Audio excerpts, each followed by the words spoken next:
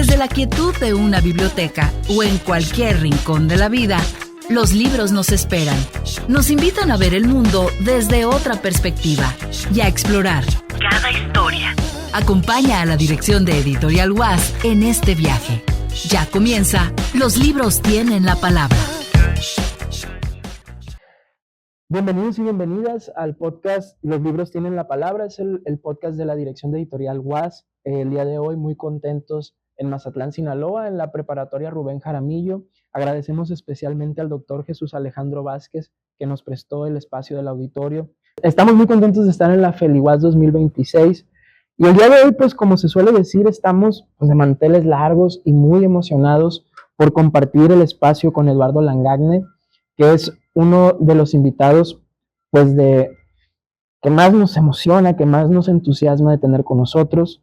Es la más reciente incorporación al acervo de la dirección de Editorial con sus poemas escogidos, un libro que seguramente nos va a mostrar el panorama amplísimo de todas las décadas a través de las cuales Eduardo ha escrito pues una poesía impresionante. Ahorita vamos a platicar de ello. Eduardo, bienvenido. Bienvenido a Mazatlán, a Sinaloa. Muchas gracias, pues siempre es un gusto estar aquí y el trabajo de las universidades, ya lo comenté en la charla que tuvimos previamente con alumnos de la prepa, el trabajo editorial específicamente de las universidades es fundamental para poder divulgar esta serie de libros que no necesariamente tienen cupo en otros esfuerzos editoriales. Así que con esa gratitud y también con la posibilidad de conversar contigo. Muchas gracias, Iván. No, gracias a ti. Estamos muy emocionados porque, pues como platicábamos hace un momento, se trata de un autor que, pues, se ha convertido en una personalidad de suma importancia en la cultura en México. Decíamos ahorita que, además de tu trabajo como creador, como traductor, son muchísimas décadas de poesía, de obra tuya.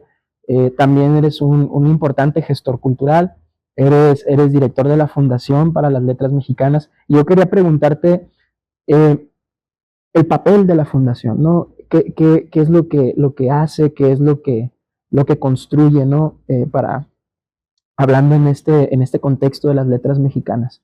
Mira, al cabo de 23 años que va a cumplir la Fundación, que he tenido la suerte de estar ahí desde el principio, debo decirte que es un esfuerzo de mucha gente.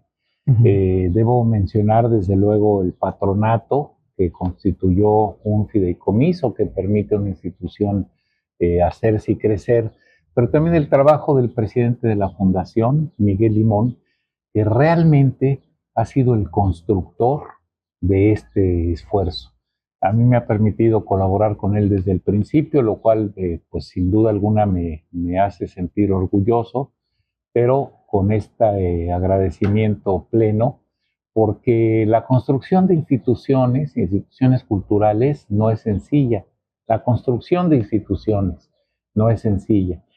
Y por otra parte, cuando la institución va creciendo durante tantos años y le permite mantener su vocación para formar gente que escriba, para formar escritores, escritoras, el saldo es muy favorable, es decir, es en beneficio de una de las actividades artísticas que mayor orgullo le han dado a México. Simplemente tenemos el premio Nobel de Octavio Paz. Digo Nobel porque el maestro José Luis Martínez siempre nos corregía.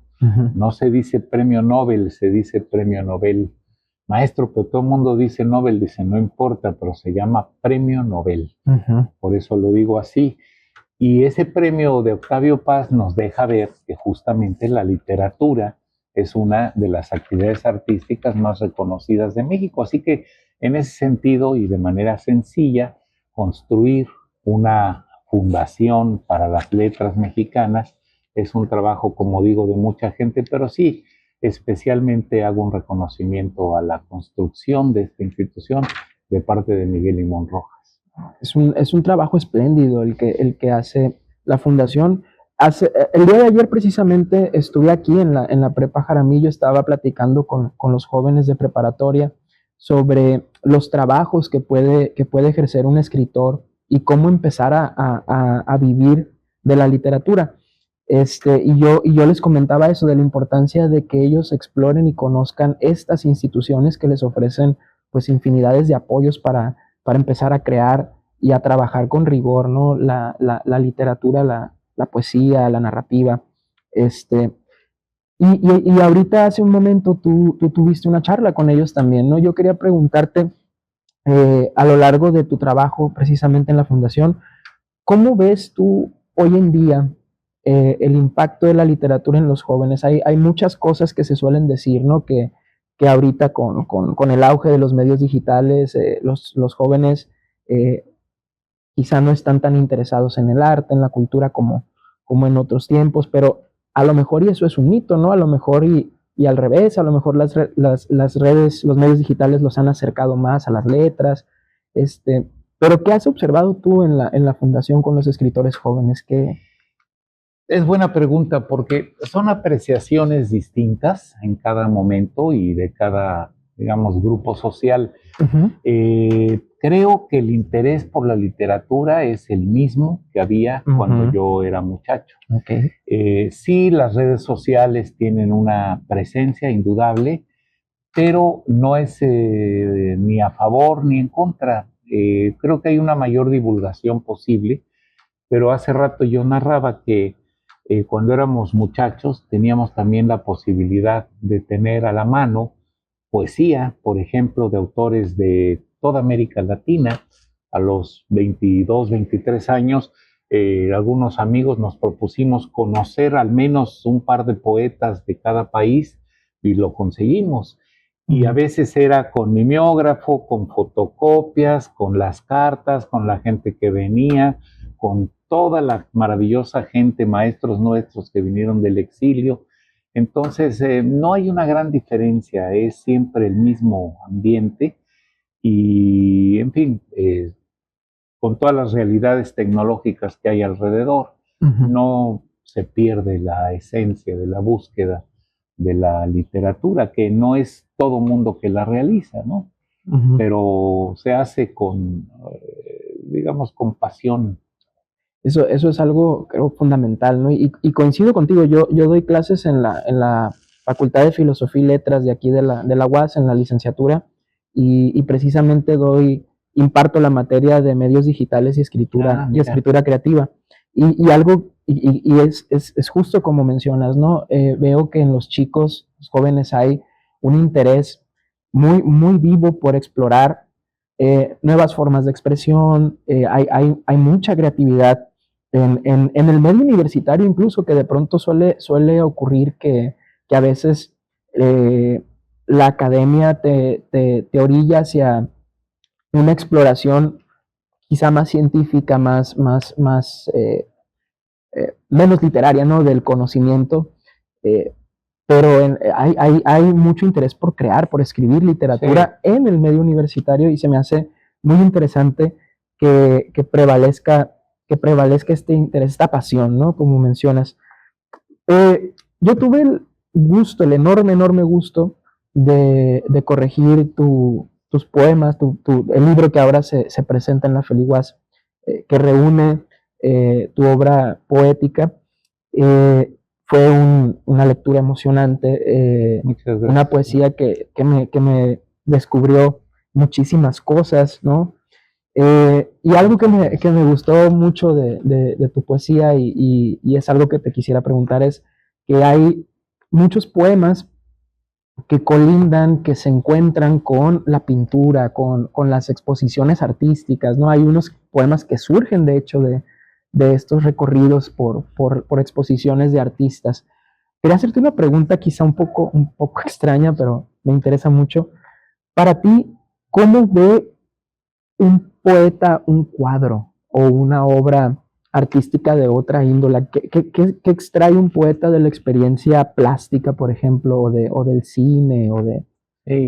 Bueno, las artes están vinculadas, es decir, yo creo que uno de muchacho iba a exposiciones, tuve suerte de tener una cercanía amistosa con gente como Manuel Felgueres, por ejemplo, que se conversaba mucho con estos temas de pintura, con autores diversos, pero también con gente de teatro, también con gente de danza.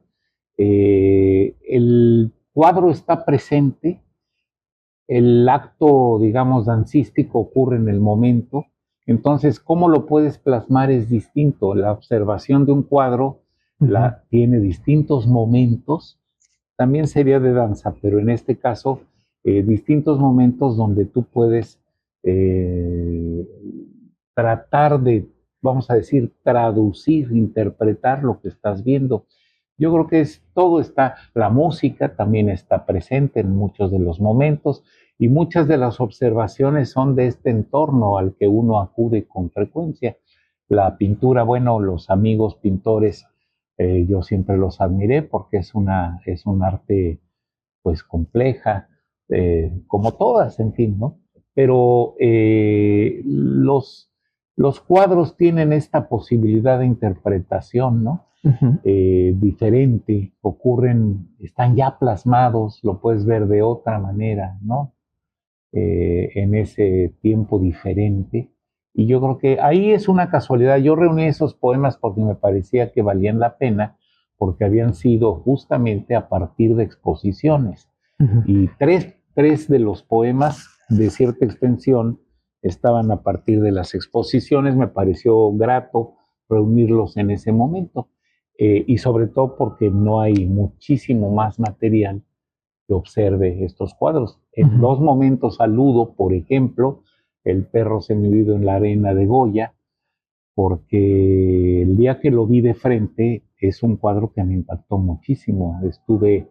Era un muchacho cuando estuve en el Museo del Prado, y al ver ese cuadro, me acuerdo que subí una escalera y el cuadro estaba enfrente y me hizo llorar. Y eso va más allá de uno. No es que tú digas, mira, me voy a emocionar con el cuadro, sino que el impacto es tal que desde entonces me quedó esa sensación de angustia que el cuadro representa. Entonces, bueno, no sé si con esto respondo un poco tu pregunta, pero me desvío de la concepción de por qué escribe uno sobre cuadros, justamente al contarte estas referencias inmediatas. ¿Y consideras que ese mismo contacto, digamos, emocional que te produjo, por ejemplo, esta obra, consideras que eso mismo ocurre cuando lees otros poetas, cuando lees otros libros? Sin duda, yo creo que siempre está presente. Lo mismo en autores que tienen mucha más, vamos a decir, reconocimiento, mucho mayor número de lectores que con autores que no lo tienen. Estoy pensando en José Pedroni, un poeta argentino que claro que es conocido, pero sobre todo es en el ámbito de su lugar de origen. Me parece un poeta singularísimo, pero lo mismo lecturas de otros autores de otras lenguas que afortunadamente las traducciones nos han traído. Nunca podríamos leer a un poeta húngaro, no podríamos leer a un poeta checo, si no es por las traducciones, pero sí, la sorpresa es mucha, y en la tradición de la poesía mexicana pues hay grandes lecciones, solamente para hablar de la tradición de la poesía mexicana, desde el siglo XIX, ¿no? Gutiérrez Nájera, por ejemplo. Y después, para irte al XX, pues tienes enormes libros, desde Lascas del primer año del siglo XX, de Salvador Díaz Mirón, que te enseña una manera distinta de ver el poema, de escribir el poema, de encarar el poema, ¿no? Estoy siempre pensando aquí con diferencia entre el poema como estructura literaria y la poesía, que todavía para muchos de nosotros no termina de ser definible, ¿no? Claro, y es que precisamente, ¿no? Pensaba un poco, recordé, ¿no? Estos pensamientos que ya son ya están muy incrustados, muy fijos en en quienes empezamos, ¿no?, a crear de Paz en El arco y la lira, que dice, pues, hay muchos poemas, pero no todos los poemas tienen poesía, ¿no? Y hay poesía en la música, hay poesía en la naturaleza, en una obra, en una película, ¿no? Entonces, es justamente eso lo que, lo que nos lleva, ¿no?, a la experiencia de crear, de escribir, ¿no? Exacto. Hacemos una mención especial a la directora Susana Manjarres, que pues está coordinando las actividades de la Feria del Libro de la UAS, y pues una mención especial al coordinador del podcast, a Oscar Paul Castro, que nos brinda este espacio, ¿no?, para charlar con autores, con personajes, ¿no?, que están creando, escribiendo en el contexto cultural. Le agradecemos mucho que nos haya juntado a Oscar Paul. Claro, estamos muy contentos. Y seguimos acá con Eduardo Langagne. Estamos, como mencionaba, como he reiterado a lo largo de este programa, muy, muy emocionados. Charlábamos hace un momento sobre este fenómeno, la poesía, ¿no? El trabajo, ¿no?, con las otras voces poéticas, con otras formas artísticas. Y quisiera hacerte una pregunta igual, quizá muy, muy extraña tal vez, pero una de los motivos de este programa, de este podcast, es conocer también, entrar un poco en esta otra parte, en esta otra faceta de los escritores y las escritoras, ¿no? Conocer, por ejemplo, cuáles son sus hábitos, cómo viven su cotidianidad, qué es lo que exploran allá afuera en el mundo, qué cosas les llaman la atención. Yo quisiera preguntarte, ¿cómo administras o gestionas tu tiempo, por ejemplo, para escribir, para leer? Que vas a algún café, lo haces en casa, ¿cuál es el ritual? Es muy buena pregunta. Un día reflexioné en que yo trabajaba para mi bien y para mi mal desde los 16 años y empecé a escribir a los 22 realmente, cuando me propuse escribir.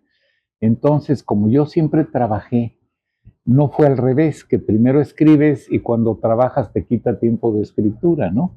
Yo aprendí siempre a que mientras trabajaba escribía. Entonces yo creo, también reflexioné con este asunto, la poesía está siempre presente, pero ¿cómo haces para tener la destreza de detectar la poesía?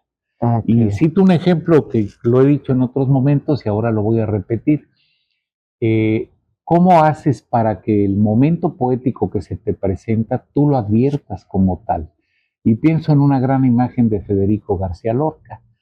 En una fogata cualquiera, por ejemplo acá que se hace la carne asada, tú de lejos ves la fogata, crece, la estás viendo, pero a Lorca se le ocurre decir, la hoguera pone al campo de la tarde unas astas de ciervo enfurecido.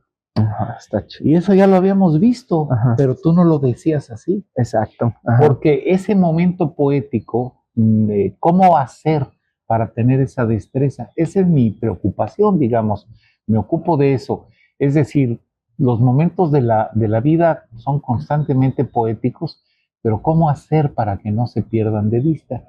Entonces, el poema tiene una ventaja, que puede construirse lentamente.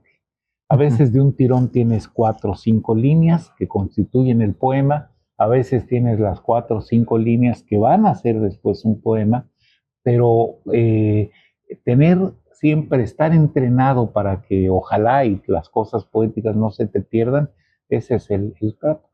Y el poema nace con la emoción, se dice, pero también nace con el recuerdo de la emoción. Y esas son palabras de Fernando Pessoa.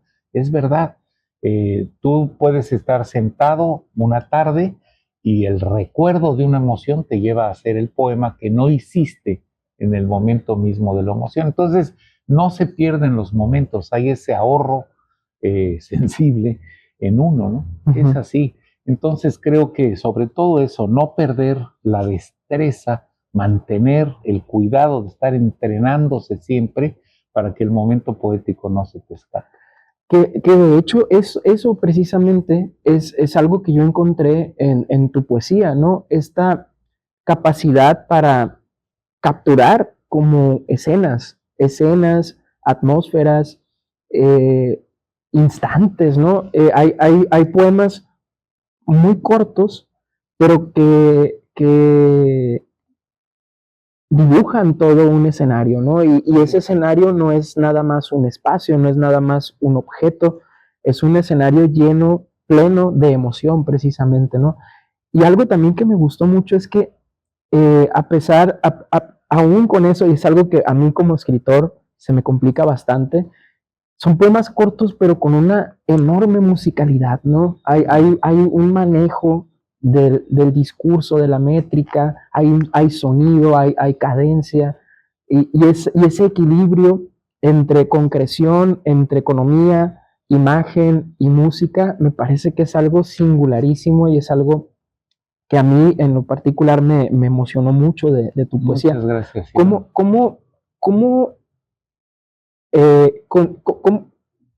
es una pregunta quizá muy pesada, pero es algo que ya había venido pensando al leerte. ¿Cómo le haces tú para encontrar ese equilibrio justamente entre economía, imagen y ritmo? Mira, el ritmo es parte de la poesía y no se debe olvidar, no se debe, digamos, desatender. Uh-huh. Y sobre todo porque hay una tradición de nuestro idioma muy rica que te permite valorar la diversidad rítmica, ¿no? Estoy pensando en poetas que me gustan mucho y ya para acercarnos al siglo XX, Antonio Machado, por ejemplo.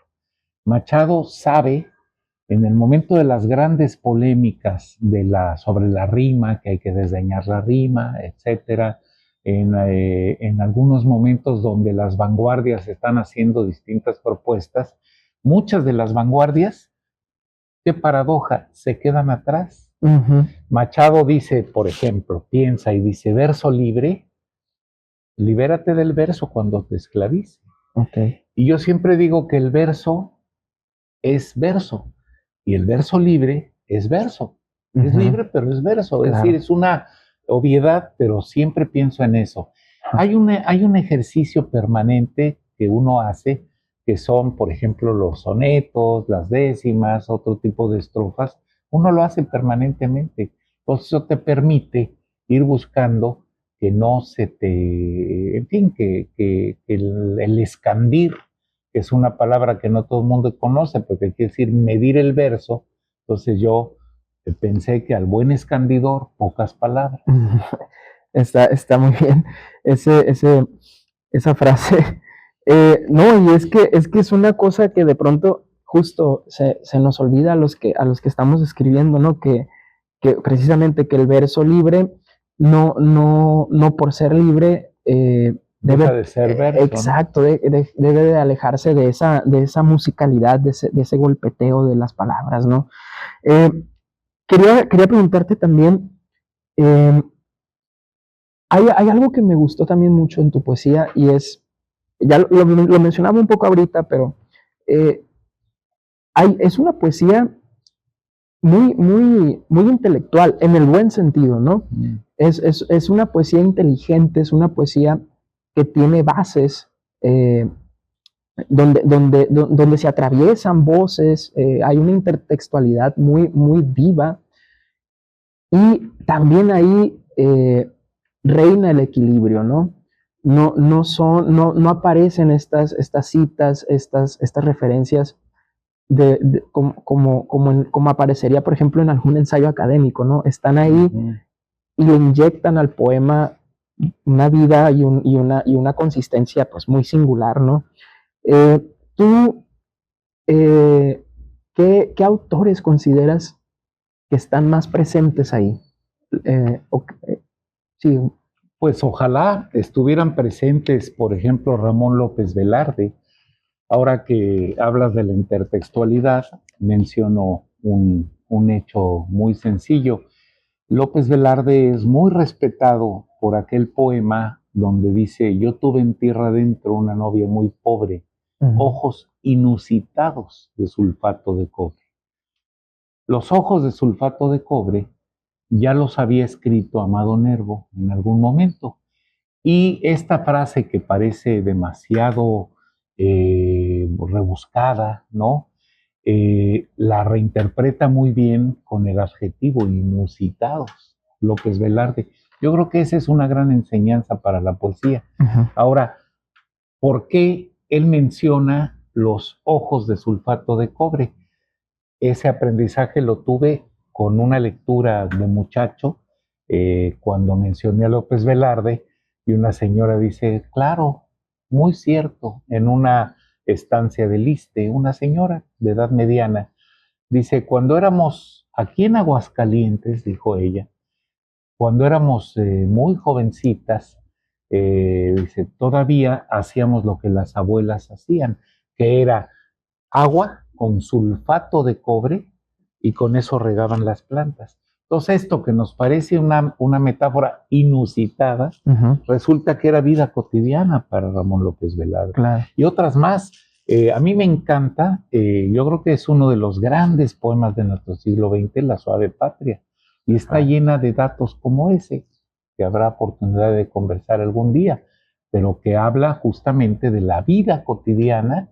Pero como hay cosas que ya se escapan de nuestra cotidianidad, ahora se ven como una metáfora un poco más lejana, pero para la gente de su momento era más comprensible.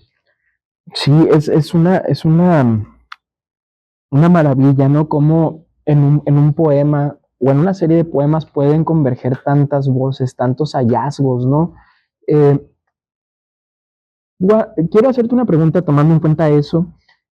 ¿Recuerdas el primer poema que, pues eso, que te generó esa emoción, ese deslumbramiento en tu vida? Yo creo que sí.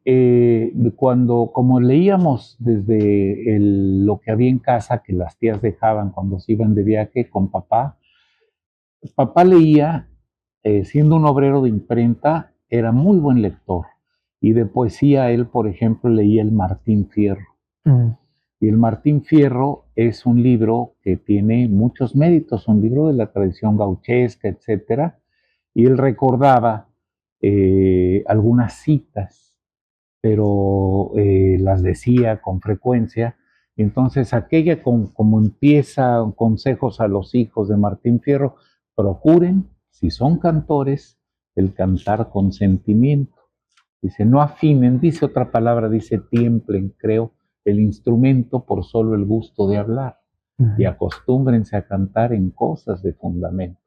Entonces, desde esas primeras lecciones, y bueno, otros poemas que son de la tradición de la declamación incluso, todo eso a uno lo influyó muchísimo. Pero sí puedo recordar que el Martín Fierro era para mí una singularidad, y cuando papá repetía algunos versos del Martín Fierro era una enseñanza para escribir poesía.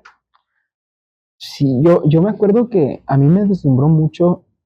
Yo tuve un maestro en secundaria, ¿no? Que llegaba y nos leía poemas así de la nada. Llegaba y abría un libro y se ponía a leernos, y no nos explicaba, no lo interpretaba, solo lo leía, y para mí fue como muy deslumbrante. Y recordando, ahorita que decías de recordar la emoción, no recuerdo por qué exactamente, pero me deslumbraba mucho el poema del mar de Jorge Luis Borges, el de Antes que el sueño o el terror tejiera, pero me deslumbraba mucho porque en secundaria había palabras que yo no entendía, ¿no? Claro. Y ese fue el primer poema que me empujó como a explorar qué había detrás de las palabras que yo no entendía, ¿no? Y de pronto descubrir que un conjunto de palabras acomodadas de cierta forma, que sonaban de cierta forma, podían llevarme al cosmos, ¿no? Se abría toda una ventana. Así es. Eduardo, te quiero proponer una suerte de juego que diseñó el coordinador del podcast, Oscar Paul Castro. Es un juego de preguntas y respuestas rápidas. Se trata de que yo te voy a hacer una pregunta y tú me tienes que responder con una palabra o de la forma más breve posible. No sé si estés de acuerdo. De acuerdísimo, es muy complejo, pero con gusto. Sí. Es divertido. Es para cerrar el podcast con algo de juego, ¿no? ¿Tu palabra favorita en español?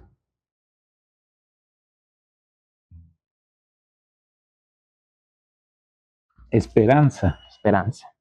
Una palabra que nunca aparecería en uno de tus libros. Ha aparecido, pero las he sustituido. Rencor. Rencor. Un escritor al que siempre regreses. López Velarde. ¿Tu lugar favorito para leer? Pues ahora El Sillón. ¿Qué libro te hubiera gustado leer cuando tenías 20 años? Yo creo que hubiera leído con mucho gusto a Borges. Un lugar donde nunca podrías escribir. No hay. Un personaje literario o un escritor al que invitarías a tomar un café. Pues López Velarde otra vez. Me parece tan misterioso. ¿A qué hora del día sientes que tu imaginación trabaja mejor? Puedo decir que en la mañana y en la noche. ¿Cuál es el peor enemigo de la escritura? El ruido. Si el paraíso existiera y fuera una biblioteca, ¿qué libro sacarías de sus estantes? Fíjate que sí, es un lugar común decirlo, pero sí, tendría conmigo para siempre el libro de Cervantes, el ingenioso hidalgo Don Quijote de la Mancha. Eduardo, pues estamos muy agradecidos. Ha sido una conversación muy estimulante, muy emocionante. Es un placer escucharte. Yo creo que para los escritores y escritoras jóvenes como yo, como muchos que nos están escuchando, pues tus palabras, tus comentarios en este podcast serán bastante reveladores. Y bueno, pues yo los invitaría a seguir leyendo a Eduardo Langagne. Estará presentando su poesía, sus poemas escogidos aquí en la Feria del Libro de la UAS. Muchas gracias por sintonizarnos en Los Libros Tienen la Palabra. Agradecemos a la editorial UAS y a Radio UAS por el espacio. Eduardo, muchísimas gracias. Muchas gracias, Iván. Estoy muy contento de compartir contigo. Con ustedes por ese maravilloso trabajo de revisión del libro para que los poemas salgan lo mejor posible al público, al hipotético lector, que digo yo. Pues con esto nos despedimos. Estamos muy contentos. Seguimos con las actividades de difusión de la dirección de Editorial UAS. Muchas gracias por sintonizar. Los Libros Tienen la Palabra.